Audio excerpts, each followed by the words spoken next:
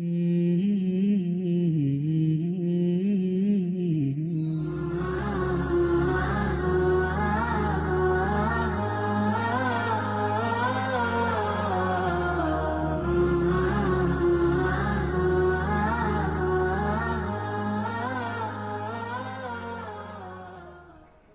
الله الرحمن الرحيم. أيها الأخوة والأخوات، السلام عليكم ورحمة الله وبركاته. في آخر الحلقة الماضية تركنا الحطيئة محبوسا في بئر عميق حبسه عمر بن الخطاب رضي الله عنه بعد أن هجز زبرقان بن بدر، وكنا في سياق الحديث عن أثر الشعر في استجلاب الشفاعات واستنجاح الحوائج. وقد كان الشفيع الذي شفع للحطيئة حتى يخرج من ذلك السجن ومن ذلك السجن هو أبيات قالها وبعث بها إلى عمر بن الخطاب رضي الله عنه وأرضاه. يقول الحطيئة: من ذا يكون لأفراخ بذي مرخ، يقصد أبنائه الصغار في منطقته التي هو فيها. من ذا يكون لأفراخ بذي مرخ زغب الحواصل لا ماء ولا شجر، جعلهم كالطيور الصغيرة التي تحتاج إلى من يطعمها ويسقيها. من ذا يكون لأفراخ بذي مرخ زغب الحواصل لا ماء ولا شجر، ألقيت كاسبهم في قعر مظلمة فاصفح، عليك سلام الله يا عمر أنت الإمام الذي من بعد صاحبه ألقت إليك مقاليد النهى البشر، ما آثروك بها إذ قدموك لها لكن لأنفسهم كانت بك الإثار. انظروا هذا المعنى اللطيف في البيت الأخير، يقول لما اختارك الناس للخلافة لم يؤثروك بها، وإنما هم قد آثروا أنفسهم في الحقيقة لما أنت عليه من العدل والصيانة وحسن الرعاية للرعية. المهم أن عمر لما سمع هذه الأبيات الرقيقة بكى، حتى قال بعض الرواة: ما أحد أعدل من رجل يبكي على حبس الحطيئة. بكى وقال: يا حطيئة إني قد وهبتك لصبيانك، وأخذ عليه العهود والمواثيق ألا يعود لمثلها. وفي رواية أخرى أن عمر رضي الله عنه أراد أن يستوثق من الحطيئة وأن يؤدبه وأن يضمن ألا يعود إلى هجاء الناس، فتظاهر بأنه يريد قطع لسانه، فقال: علي بالسكين، بل علي بالموسى فإنه أوحى، وإلي بالكرسي. فلما رأى الحطيئة جد عمر خاف وفزع وقال: والله يا أمير المؤمنين إني امرؤ قد هجوت أبي وأمي وزوجتي ونفسي، فأنا لا أهجو الناس تعرضا لهم بالأذى، لكنه شيء يجري به لساني. فتبسم عمر رضي الله عنه وقال: أسمعنا ما هجوت به هؤلاء. فقال: إني هجوت أبي وأمي فقلت ولقد رأيتك في النساء فسؤتني، وأبا بنيك فساءني في المجلس. يخاطب أمه يقول: رأيتك في النساء فسؤتني ورأيت أبا بنيك، يعني أباه، فساءني في المجلس. قال: وهجوت أبي وحده فقلت فبئس الشيخ وأنت لدى تميم، وبئس الشيخ وأنت لدى المعالي. قال: وهجوت أمي وحدها فقلت فيها تنحي واجلسي مني بعيدا، أراح الله منك العالمين، أغربالا إذا استودعت سرا وكانونا على المتحدثين. قال: وهجوت امرأتي فقلت أطوف ما أطوف ثم آوي إلى بيت قعيدته لكاع، وأعجب ذلك يا أمير المؤمنين أني هجوت نفسي. يقول الحطيئة: وذلك أني خرجت يوما ونفسي تجيش، أريد أن أهجو أحدا وليس حوله أحد. قال: فنظرت في البئر فرأيت وجهي منعكسا على صفحة الماء فاستقبحته فهجوت نفسي، فقلت أبت شفتاي اليوم إلا تكلما بهجو، فما أدري لمن أنا قائله، أرى لي وجها شوه الله خلقه فقبح من وجه وقبح حامله. هكذا يقول. فضحك عمر رضي الله عنه وخلى سبيله. فهذا تمام خبر الحطيئة الذي يؤكد ما ذكرناه من ميزة الأدب في قدرته على استجلاب الشفاعات واستنجاح الحوائج. يبقى معنا أيضا في سياق الحديث عن مزايا الأدب ودواعي الاشتغال به أن الأدب يعلم الإنسان. والأدب هنا كما قلت في الحلقة الأولى إنما أقصد به عموم ما يتعلق بعلوم العربية، وأعني به خصوصا ذلك القدر من علوم العربية التي بها يستطيع الإنسان أن يكون فصيحا إذا تكلم أو إذا كتب. فالأدب بهذا المعنى يكسب الإنسان سرعة البديهة والقدرة على أن يجيب الجواب السديد، وأن يأتي بالكلام في موضعه، وأن يأتي بالجواب المفهم عندما يحتاج إليه. ونحن في الحقيقة في حاجة ماسة إلى مثل هذه السرعة في البديهة بدلا من العي والحصر وفساد الكلام وسوء الجواب الذي نجده عند كثير منا. ودعوني أطوف معكم أيها الأخوة والأخوات تطوافا واسعا مع كثير من الأخبار والحكايات التي انتقيتها انتقاء مما يدل على سرعة البديهة وحسن الجواب والقدرة على إنشاء الكلام البليغ الفصيح من غير سابق إعداد وروية. قدم على معاوية رضي الله عنه وأرضاه وفد من خراسان فيهم سعيد بن عثمان، فالتمس سحبان بن وائل، وكان سحبان خطيبا لا يجارى، فما وجدوه في منزله، فبحثوا عنه فلا وجدوه في بعض النواحي يتنزه. قال فاقتضبوه اقتضابا، يعني جاءوا به على وجه العجلة والسرعة من غير سابق إعداد، فمثل بين يدي أمير المؤمنين. فقال له معاوية رضي الله عنه تكلم، يعني اخطب في هذا المقام.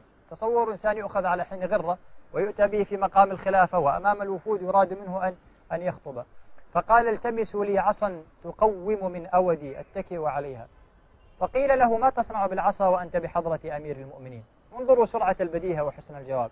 قال أصنع بها ما صنع موسى وهو بحضرة رب العالمين. فتبسم معاوية وقال ائتوه بعصا، ثم اتكى عليها فخطب ساعتين أو ثلاثا، ما أعاد ولا تزيد ولا تنحنح ولا خرج من معنى فدخل في غيره ثم عاد إليه، وإنما أتى بالخطبة على وجهها.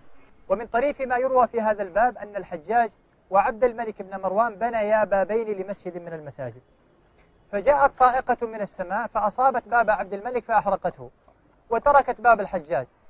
فعلم الحجاج أن هذا سيغيظ أمير المؤمنين، فكتب إليه كتابا يدل على سرعة البديهة والنباهة. قال إلى أمير المؤمنين عبد الملك بن مروان من عبده الحجاج السلام عليكم ورحمة الله، إنما مثلي ومثلك كمثل ابني آدم إذ قربا قربانا فتقبل من أحدهما ولم يتقبل من الآخر. ومعلوم في التفسير أن هابيل وقابيل لما قدم قربانيهما تقبل الله قربان هابيل، وكانت علامة قبوله نارا نزلت من السماء فأحرقته، فجعل الحجاج هذه النار التي أحرقت باب الخليفة وكأنها آية القبول، فسري عن عبد الملك وسر بذلك سرورا كبيرا.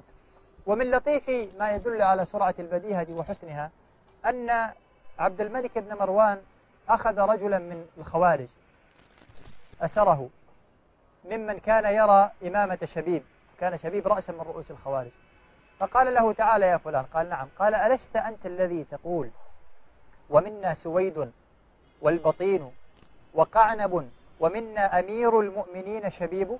ألست أنت الذي تقول هذا البيت؟ قال يا أمير المؤمنين ما قلته هكذا. انظروا البديهة والنباهة. قال وكيف قلته؟ قال قلت ومنا سويد والبطين وقعنب ومنا أمير المؤمنين شبيب، بفتح الراء لا بضمها.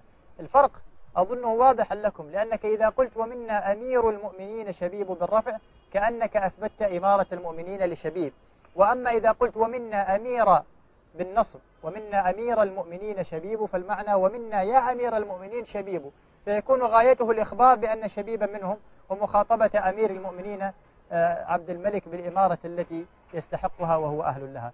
فتبسم عبد الملك لما رأى من نباهته وخلى سبيله. وقيل لبعضهم ألست قد صحبت فلانا الأمير إلى اليمن؟ قال نعم. قال فما ولاك؟ قال قذاك. طبعا هم يقصدون بالسؤال ما ولاك يعني هل أعطاك ولاية وإمارة؟ قال والله ما ولاني إلا قفاه. وأنشد ابن الرقاع الشاعر المعروف يوما قصيدة في مجلس الوليد بن عبد الملك، قصيدة في وصف الخمر، فقال له الوليد قد والله وصفتها فأجدت صفتها حتى ارتبت بك، أنت لابد أنك تشربها وإلا ما استطعت أن تصفها هذا الوصف. فقال له ابن الرقاع وأنا والله يا أمير المؤمنين ارتبت بك في معرفتها، كيف عرفت أن هذا الوصف جيد لو لم تكن على صلة بها؟ فضحك الوليد وتركه. ومما هو من هذا الباب أيضا أن الرشيد قال لشريك القاضي مرة آية في كتاب الله ليس لك ولا لقومك فيها نصيب مطلقا. قال وما هي؟ قال قوله تعالى وإنه لذكر لك ولقومك. فقال شريك على البديهة وآية أخرى في كتاب الله ليس لي ولا لقوم فيها نصيب. قال وما هي؟ قال وكذب به قومك وهو الحق. وذكروا أن النابغة الذبياني الشاعر الجاهلي المعروف حضر مع عمه يوما وهو غلام ابن 8 سنوات أو 9 سنوات، حضر مع عمه في مجلس، فكان صاحب المجلس في يده كأس فأخذها ونظر إليها وقال تطيب نفوسنا لولا قذاها ونحتمل الجليس على أذاها. فابتدر هذا الغلام يقول على البديهة قذاها أن صاحبها بخيل يحاسب نفسه بك مشتراها. كانت إتماما في موضعه، كان إتماما في موضعه ومكانه.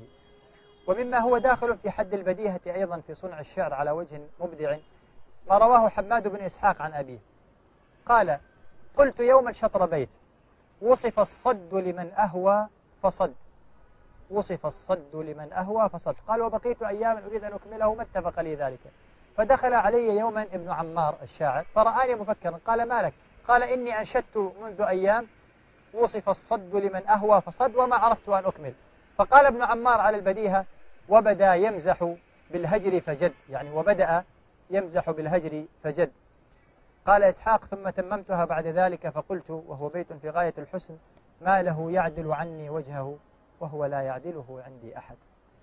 وممن شهر بحسن البديهة وسرعة الجواب والقدرة على الإجابات المسكتة المفحمة أبو القاسم أبو العيناء محمد بن القاسم بن خلاد، وقد توفي سنة 282 للهجرة، سنة 282 للهجرة.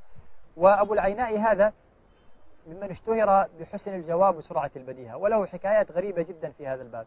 منها أن المتوكل أمير المؤمنين قال له يوما يا أبا العيناء ما أشد شيء عليك في ذهاب بصرك؟ هو كان أعمى لا يبصر. قال ما أشد شيء افتقدته إذ عميت؟ قال ألا أراك يا أمير المؤمنين وقد أجمع الناس على حسنك. فكان جوابا حسنا في مقام كهذا. ودخل مرة على المتوكل في قصره فقال له المتوكل كيف ترى دارنا هذه؟ قال يا أمير المؤمنين رأيت الناس بنوا دورهم في الدنيا ورأيتك أنت بنيت الدنيا في دارك. وحضر يوما في مجلس بعض الوزراء فورد ذكر البرامكة وما كانوا عليه من الكرم وما كانوا عليه من الجود. فقال بعض من حضر من الوزراء قال هذا من كذب الوراقين، يعني أكثروا وبالغوا.